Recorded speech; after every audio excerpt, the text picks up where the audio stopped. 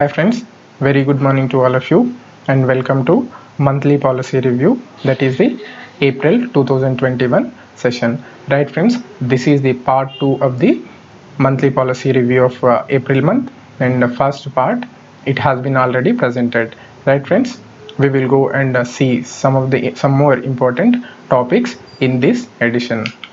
Right friends, the first one is Cabinet approves the production linked incentive scheme for ACs and LED lights. Right friends, you must be aware of the PLI scheme, policy linked incentive scheme, and it has been rolled out, and every segment of the our economy has been brought in under the PLI schemes. Right friends, the Union Cabinet approved the production linked incentive scheme for air conditioners and lights. Friends, this scheme seeks to boost domestic manufacturing of these goods by attracting large investments. Right friends, the scheme aims to create a complete component ecosystem in India, which would form an integral part of the global supply chains. Friends, as you all know, India is missing from the global value chains.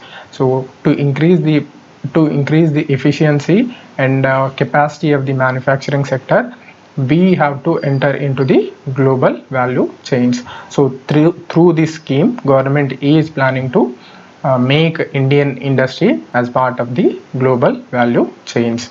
Right friends, under the scheme, the government will provide an incentive of 4 to 6% on the incremental sales of goods manufactured in India. So the incentives will be based on the incremental sales of goods. Excuse me friends. Right friends, and the next one is IMD releases long range forecast for southwest monsoon rainfall in 2021. Right friends, every year the IMD releases its forecast, and you should also remember there is one more organization, that is SkyMet. It is a private entity, and it is giving forecast for the last couple of years for the monsoon prediction. Right friends, the monsoon seasonal rainfall during the period June to September in 2017, it is estimated to be 98% of the long period average, with an error of plus or minus 5%. Friends, the long period average, it is counted for the period of 50 years. So now the years are from 1961 to 2010, and the long period average is 88 centimeters for the country. Right friends, you should know that, before a couple of years the LPA was 89%. Now, as you all know, because of various factors including the climate change, the long period average has come down to 88 centimeters from 89 centimeters.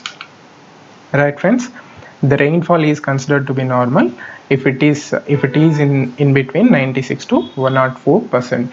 Right friends, we have also should be aware of the trends in the monsoon rainfall, because the trends in various themes is a favorite topic for UPSC. So friends, in the year 2010, the prediction was 100% of long period average, but the actual rainfall was 109% of the long period average. And similarly, for 2019, the prediction was 96%, but the actual rainfall was 110%. Okay friends, the next one is draft rules released for constitution of technical committees under OSH code. Friends, this is Occupational Safety, Health and Working Conditions Code 2020. So now draft rules have been released for constitution of technical committees. Friends, the code regulates health, safety and working conditions in establishments with 10 or more workers and in all mines and docks.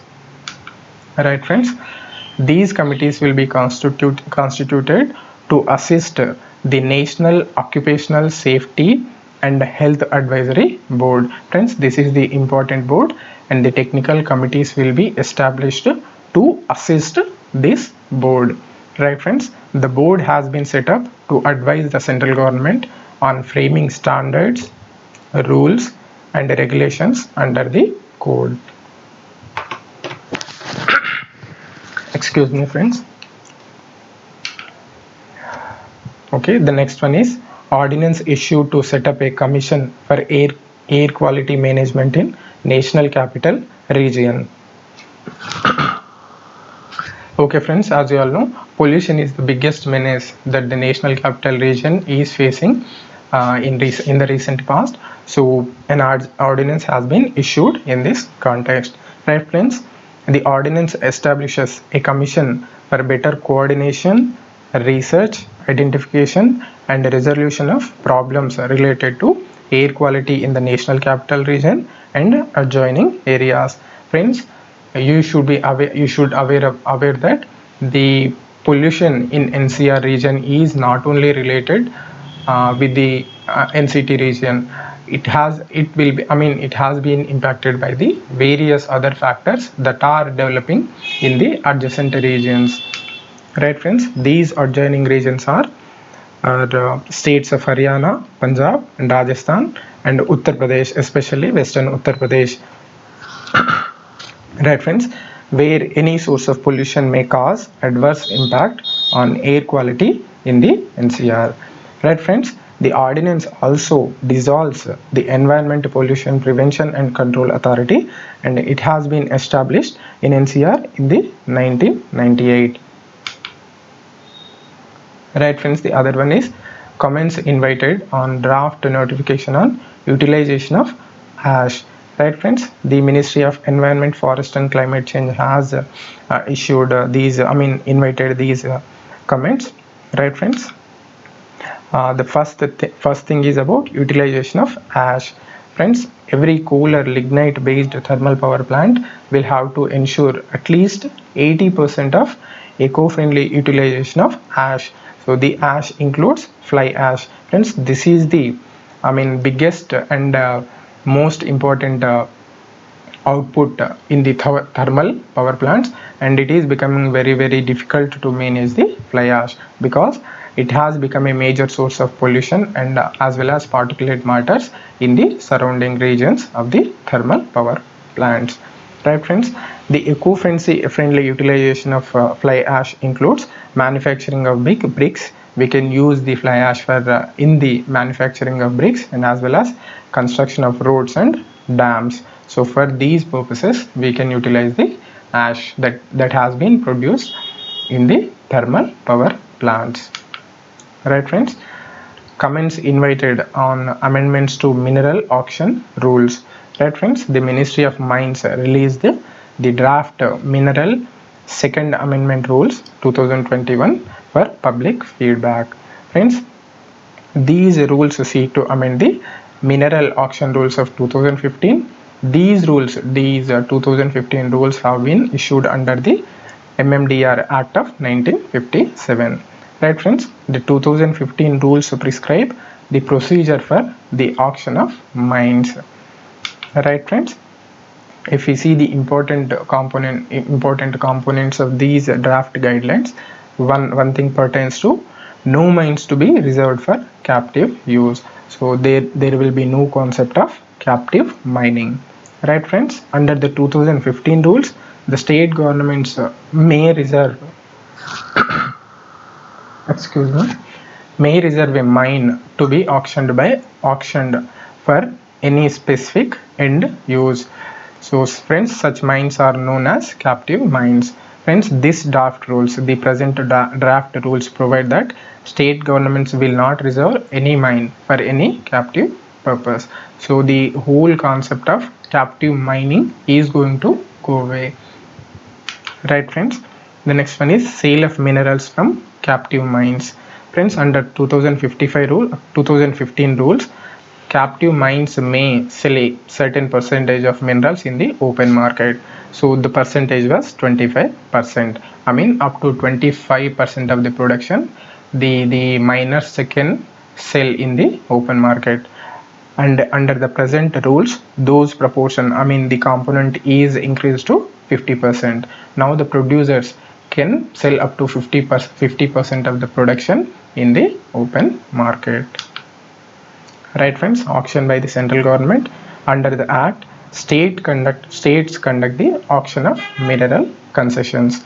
Friends, mineral concessions include mining lease and prospecting license come mining lease, right friends. The act empowers the central government to specify a time period for completion of the auction process in consultation with the state governments, right friends. If the state government is unable to complete the auction process within this period, the auction may be conducted by the central government. So in this case, the rules prescribed by the central government will apply for the process of mining. Friends, if you see, observe all these things, I mean, doing away with the concept of captive mining and the liberalization in sale of production from the captive minings, and also strictly implementing a time limit for completing the auctions. So the government is going in the way of in the road of privatization.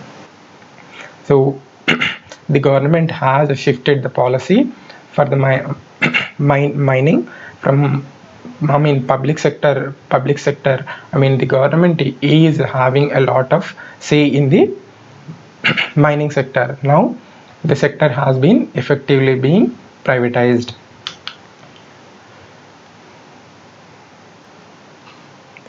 Right friends, the next one is comments invited on the draft Electricity Rights of Consumers Amendment Rules 2021.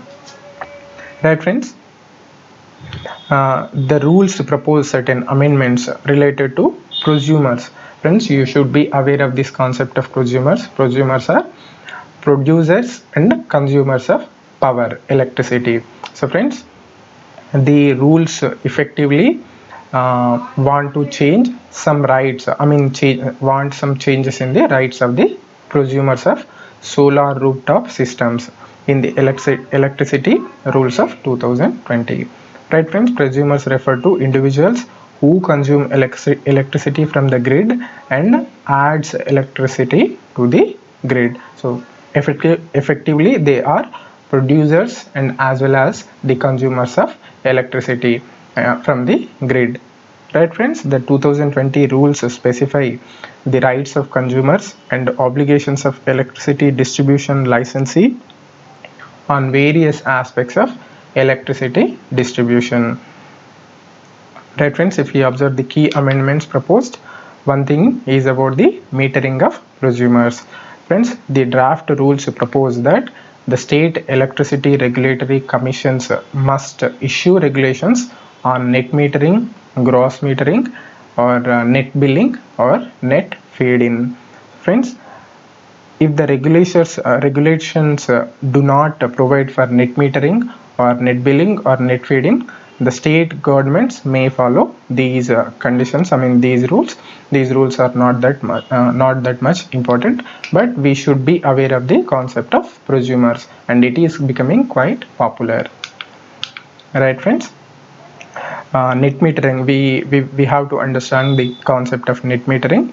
Friends, the net metering refers to a mechanism in which billing is done for net energy consumed, that is energy consumed from the grid minus energy added to the grid on the basis of retail tariff. Friends, in the case of gross metering and net billing, the consumption of energy is billed on the basis of applicable retail tariff, and the energy added to the grid is accounted on the basis of feed-in tariff. So there are different billing for the power consumed and as well as the power added to the grid. Right, friend? The other one is draft regulations are released for energy audit in the distribution companies. Friends, as you all know, the health of the distribution companies is not at all good. So this, we can say, this is a welcome development. Right, friends? The Ministry of Power invited comments on the draft Bureau of Energy Efficiency audit in electricity distribution companies regulations of 2021. Friends, the energy audit refers to the review and analysis of the conservation of energy in a building system. Friends, if we observe the key features, one thing is about timeline for energy audit. Friends, every electricity distribution company must undertake their first energy audit within 4 months from the date of notification of the regulations, and in subsequent years the audit must be conducted within 3 months from the end of the financial year. And friends, the maximum gap between two consecutive audits may be of 12 months. So within 1 year there should be 2 consecutive audits. Right friends, the next one is very important topic, that is Draft National Electricity Policy 2021. Friends, the Ministry of Power invited comments on the Draft National Electricity Policy 2021. If we observe the objectives of the draft policy, one thing is promoting clean and sustainable generation of electricity, so very important thing. And the other one is development of adequate and efficient transmission system. So there are some problems related to transmission in our country, and you might be aware of AT and C losses. So these are very high at 22%. So this should be addressed. And the third one is strengthening of DISCOMs. So I already discussed the health of the DISCOMs is very bad in our country, and we need some steps to increase their improve their health. Right friends, the fourth one is development of efficient markets for electricity. Friends, the realization of revenue from the for the consumption of electricity is not at the optimal level for our country, in our country. So in this perspective, we need to develop sustainable markets for the electricity sector, the power sector. So friends, if you go into the key features of the draft policy, one thing is renewable energy tariff. Friends, the draft policy recommends that renewable energy generation should be encouraged in India. So everyone agrees with this. The renewable energy sector should be focused more, and the production of renewable energy should be encouraged in our country. Friends, the policy also recommends that a two-part tariff mechanism should be adopted for certain renewable sources of energy such as wind and solar. So there should be a two-part tariff mechanism. Friends, the two-part tariff mechanism is tariffs having fixed and variable charge components. So friends, some component will be, the prices for some component of power generated will be fixed, and for the rest of the component, the producing companies should have freedom to decide the price, so that they might be rewarded, and they might be encouraged to invest more in the generation of renewable energy. Right friends, it may be helpful partially in medium or long term procurement of renewable energy for hybrid options. Right friends, next thing is about the transmission. Friends, the policy recommends that transmission projects must be classified into two categories. So those are, first one is the generator or drawing customer specific projects. This is for catering to the specific needs. And the second one is system strengthening projects. Right friends, the system strengthening projects may be used for supporting transmission of power from a region with a high availability of power and a low demand to a region with a high demand of power and low supply. So this, the system focuses majorly on drawing or evicting power from the power surplus region to power deficit region. So the system strengthening projects majorly focuses on this aspect. So friends, the best example is evicting power from the Himalayan region and as well as the northeastern regions to power deficit central region of the country. Right friends, the thing about the distribution, the policy recommends that public-private partnership model such as franchisee and sublicense should be adopted in the distribution sector. Friends, the PPP has been proposed here because the distribution is the weakest link in our power sector now. So there is every need to address this issue of distribution. So the public private partnership might bring in some efficiency into the distribution segment of our power sector. Friends, this would help in improving the efficiency and customer satisfaction, and as well as reduce financial losses of distribution companies. As you all know, the distribution companies are in deep losses, and these state governments are they kept on giving subsidies for electricity. So the distribution companies failed to supply electricity on the reduced demand, and they went into deep debts. And to address their debts, a scheme has been implemented, that is the Uday scheme, but it also failed. The scheme has also failed to address the problems of the distribution companies. So in this context, the PPP model has been proposed now. Right, friends? Another important thing, that is electric vehicle charging infrastructure. We need to improve the rollout of the charging infrastructure for electric vehicles. Friends, the policy notes that lack of charging infrastructure is one of the challenges in faster adoption of electric mobility. Right, friends? The policy recommends that the tariff and the rules of electric vehicle charging should be fixed by the concerned state electricity regulatory commission. Further, it recommended that distribution companies should proactively identify the part of the distribution network that needs strengthening for the implementation of electric vehicle charging. Right, friends? There is every need to increase the charging infrastructure so that we can roll out the electric vehicles in an efficient way. Okay, friends, the other thing that is related to power sector is National Program on High Efficiency Solar Modules approved. So friends, as you all know, the solar module component is very critical for the generation of solar energy. So friends, the cabinet approved the National Program on High Efficiency Solar Photovoltaic Modules.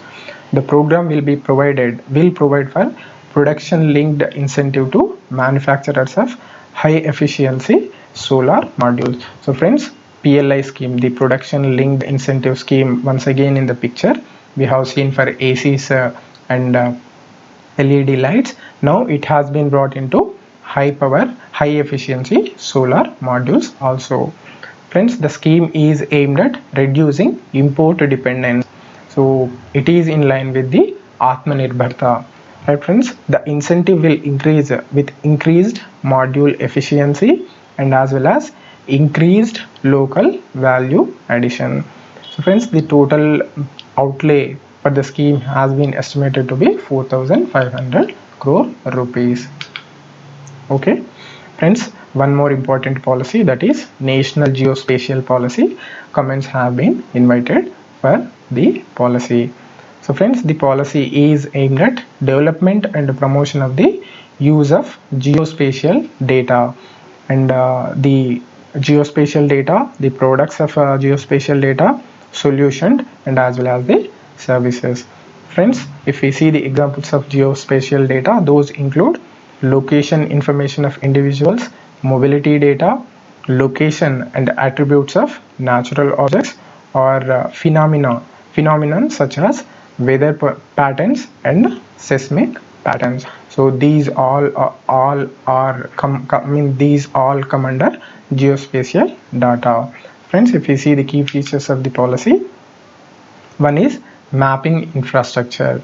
Friends, the policy notes that there is an urgent need to augment the mechanism for the completion and updation of large scale maps for the country.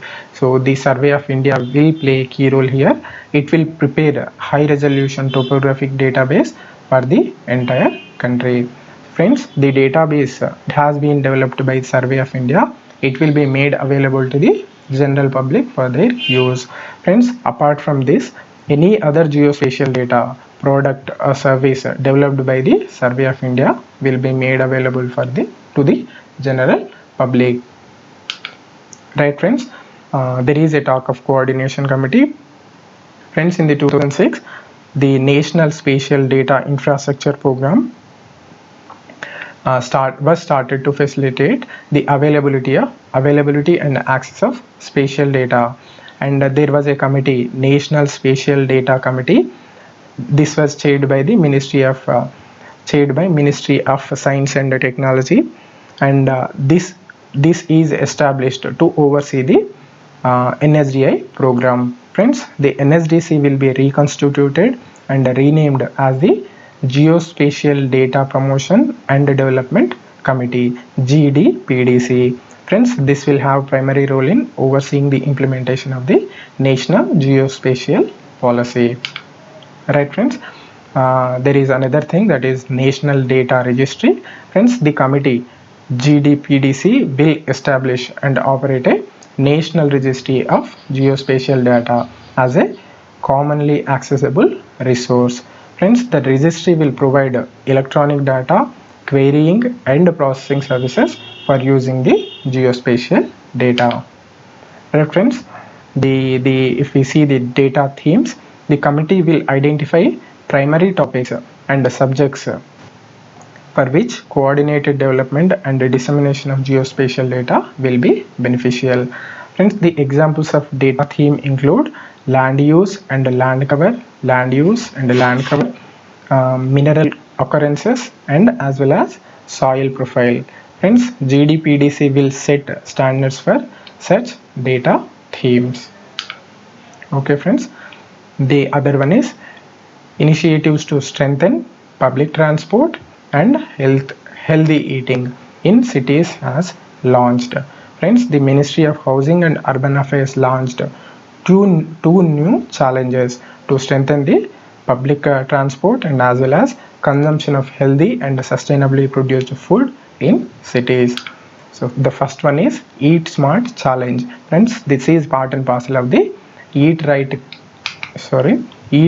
campaign that has been started by the Food Safety and Standards Authority of India. Friends, the challenge is a competition among cities to recognize efforts to adopt and scale up initiatives under Eat Right India movement.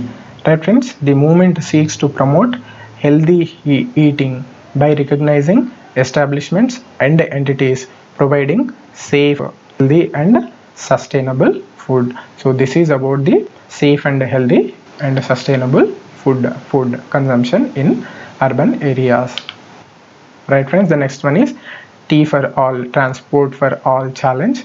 Friends, the challenge seeks to make public transport safe, convenient and affordable for all through digital innovation.